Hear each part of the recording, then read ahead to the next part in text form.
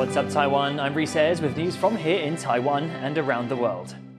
Taiwan's long-awaited national AI roadmap is set for a big reveal today. The cabinet says it's willing to pour about $3 billion into 10 flagship AI projects. It even called in top tech and finance leaders for a closed-door huddle this morning. Chris Gorin is following this story for us from our newsroom. So Chris, there's a lot going on here, but what's this meeting all about? Well, the short answer is priorities, because you're right, Reece, it's a pretty big plan. Now, the industry heavyweights that you mentioned at the meeting this morning, they're all members of the Cabinet's new Economic Development Commission, which is advising on these AI projects. Now, the full details of the plan will be out later this afternoon, but in the past, the Cabinet has talked about integrating AI into government services, and infrastructure such as traffic control and the power grid, investing in AI for healthcare, critical research and development for Taiwan's key industry, which is semiconductors, and also investing in tech seen critical for the future. Now, that would include things like robotics and quantum computing. Now, this plan aligns with President Lai Ching-te's vision of Taiwan as a so-called AI island. Taiwan already makes most of the world's most advanced AI chips, and developing so-called sovereign AI is a big priority. In fact, this plan is likely to include funds to help develop Taiwanese large language AI models, which currently are lagging behind open source competitors from China in terms of performance. But AI is expensive. $3 billion might sound like a lot, but for AI infrastructure, it's really not. You could spend billions of dollars just on data centers, and this is supposed to be a plan that includes 10 big projects. So that's why priorities are so important. And when the full plan comes out this afternoon, we'll have a better idea about what the government's priorities are. Reece? Thanks, Chris. That was Chris Gorin reporting from our newsroom. We'll hear more from him later this evening. The US House of Representatives has passed a bill aimed at preventing conflict between China and Taiwan. The Taiwan Conflict Deterrence Act would require the US government to publish the financial information of high-level Chinese Communist Party officials in the case of a war in the Taiwan Strait. The bill would also restrict financial services for their immediate family members. It will now move on to the Senate before it can be made into law. The de facto US Embassy in Taiwan says the two countries are in talks about a joint spaceport project. In a Facebook post on Monday, the American Institute in Taiwan said officials from both sides had started talks about the feasibility of the project. It said a suborbital spaceflight between Taiwan and Houston would take only 2.5 hours. The village of Jiupeng in the southern county of Pingdong has been identified as a potential spaceport site. Taiwanese chip giant TSMC's market value has surpassed $1 trillion for the first time, driven by rising demand for AI chips around the globe. The new record was hit last Friday. Company shares that day closed at $40 each on Taiwan's stock market. It makes TSMC the first Asian stock to reach a $1 trillion valuation in nearly 2 decades, and comes just after the company forecast 30% revenue growth for 2025. Just a few days before Taiwan heads to the polls to vote on whether to remove 24 opposition Kuomintang lawmakers from office, a prominent businessman has joined the fight. 很多人都感觉很闷，好像一潭水流不动了，容易变脏污，不管是商业环境、政治环境，应该让年轻的一代的人才都有发挥的空间。 Tong's involvement comes after another prominent businessman named Xu Zhongren also publicly backed the mass recall movement. Xu is the former head of the popular supermarket chain PX Mart in Taiwan. However, one KMT lawmaker facing a recall vote says a lot of businesses are actually on their side. 我们也有好多百工百业，尤其很多中小企业也都在挺不同意吧。 31 KMT lawmakers are facing recall votes this summer, with the fate of 24 of them to be decided this Saturday. The recall movement isn't just the largest in Taiwan's history, it could be the biggest national push to unseat elected officials globally. Cadence Quaranta looks at how it all began.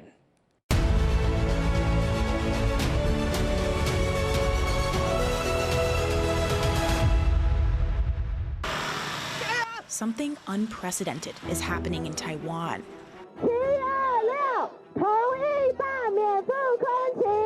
Roughly a quarter of Taiwan's lawmakers could be ousted in the coming weeks, their political fates in the hands of voters once again, this time through recall votes. Taiwan has had recall elections before, but never on such a scale. One expert who studies recalls globally says this is likely the largest mass recall at the national level anywhere in the world. So in terms of having a direct recall election attacking at the national level so many personalities, I think is absolutely exceptional. So how did Taiwan get here? The right to recall is enshrined in Taiwan's constitution, giving voters the power to remove from office any elected official at any level. Recall attempts in Taiwan may be dated back to as early as the 1950s. But for several decades, most cases that made it to the voting stage targeted lower-level officials. 在当时罢免的层级主要就是针对乡镇市长、乡镇市民代表，还有像村里长这样的一个地方型的层级。For years, attempts to recall higher-level officials failed because it was difficult to meet the high thresholds for signatures and voter turnout. In 1994, anti-nuclear groups launched recall campaigns against several lawmakers who were in support of building a new nuclear power plant in northern Taiwan. The campaigns were put to votes, but ultimately failed. Another small wave of recall campaigns targeting lawmakers was launched in 2014, after what's known as the Sunflower Movement. That year, hundreds of students occupied the legislature to protest a controversial trade deal with China. But once again, none of the campaigns were successful. Things started to change in 2016, when the law was amended to make it much easier to recall officials.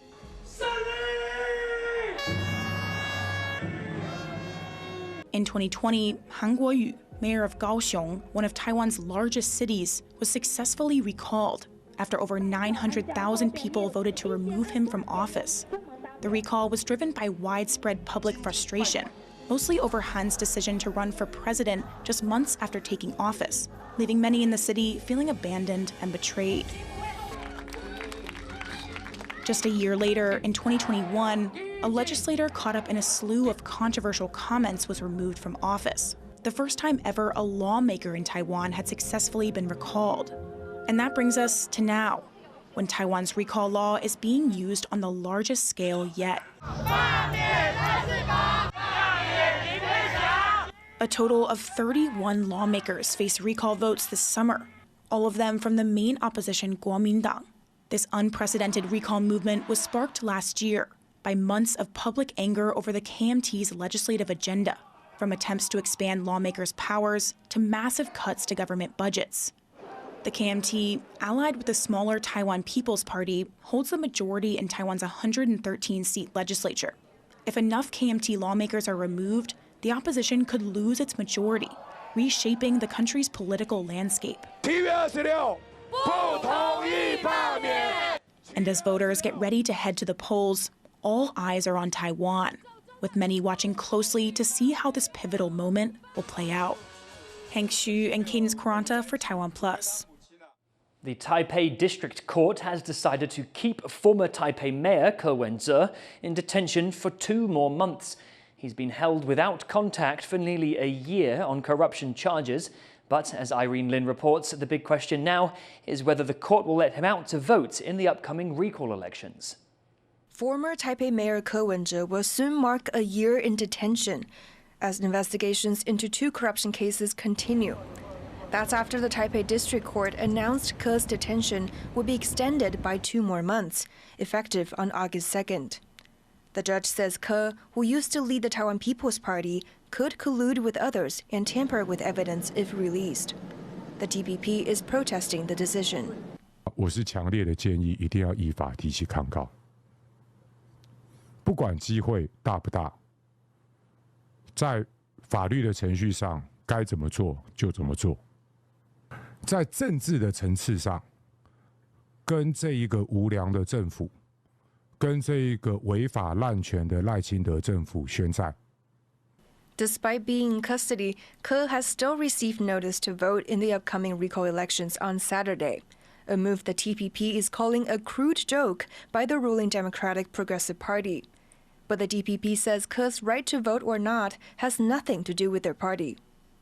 难道黄国昌会不知道，在台北市的投票通知单是由台北市选委会负责的吗？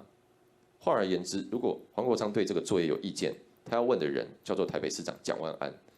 Meanwhile, Taipei Mayor Jiang Wan-an is brushing off any finger pointing. 我想问题的根源不在于投票通知单，而在于柯主席现在还被压。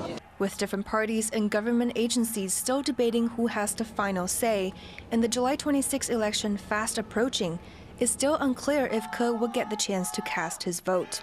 Scott Huang and Irene Lin for TaiwanPlus. Two major storms have hit Taiwan in the space of a month, leaving an expensive trail of damage across much of the country. And the stormy weather may not be over as a new system forms near the Philippines. John Van Trieste reports.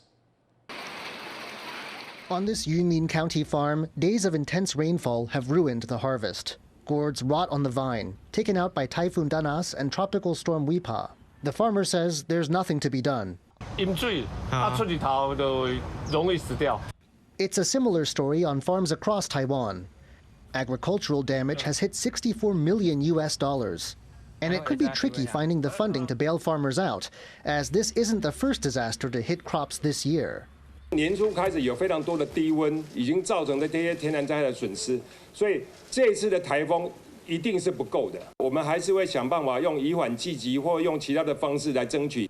And it's not just on the farms. The roads and railways may be reopened and the power back on, but the bill for replacing everything lost in the storms will be steep. State-run energy company Taipower, for instance, expects to pay $34 million to fix all the damage. And then there are homeowners. Taidong County resident Zhou Xinlan's house is one of over 18,000 to suffer damage from flooding or landslides as heavy rains lashed Taiwan. She came home to find muddy water covering the ground floor. Her corner in southeastern Taiwan saw up to 700 millimeters of rain in 3 days in some places. Her grandson says the double punch of a typhoon plus a tropical storm in the same month has been hard on the area. And typhoon season is far from over. Already, a depression is brewing near the Philippines that could bring yet another blow. The storm will be nearest to Taiwan on the 24th and 25th. 这个低气压的话，在之后的话，看起来是有慢慢增强的一个趋势。那移动的方向目前来看，大概会偏西北的方向，然后通过琉球群岛，然后再往在北上的一个机会比较高一点。That could mean a near miss, just scraping past Taiwan. But much of the country is still waterlogged, and any more heavy rain will likely bring further disaster. Alex Chen and John Van Trieste for TaiwanPlus. At least 27 people are dead after a Bangladeshi fighter jet crashed into a college campus and school in Dhaka. সামনে ছিলাম তো হুট করে আপনার যে প্লেনটা crash করছে যে জায়গায় ক্র্যাশ করছে তার কিছুক্ষণ আগ মুহূর্তে আমি সেম প্লেসটাই ছিলাম 10 মিনিটের মুহূর্তের ব্যবধানে আমি জায়গা থেকে লিফট নিয়েছি পরীক্ষার্থীরা ছিল আপনার হচ্ছে প্রাইমারি স্কুল আছে না প্রাইমারি স্কুলের স্টুডেন্ট 4-5 যারা তাদের এক্সাম চলতেছিল ওই জায়গায় An Air Force spokesperson said the F-7 had taken off from a nearby airport for a routine training mission when it suffered a mechanical failure. More than 160 people were injured, many with severe burns. The Bangladeshi government has promised to investigate the incident. Thank you for watching What's Up Taiwan. You can visit the TaiwanPlus website or follow our social media for more stories from Taiwan and around the world. Finally, check out this new mural in Paris honoring US French entertainer and civil rights activist Josephine Baker. I'm Reece. Take care and see you next time.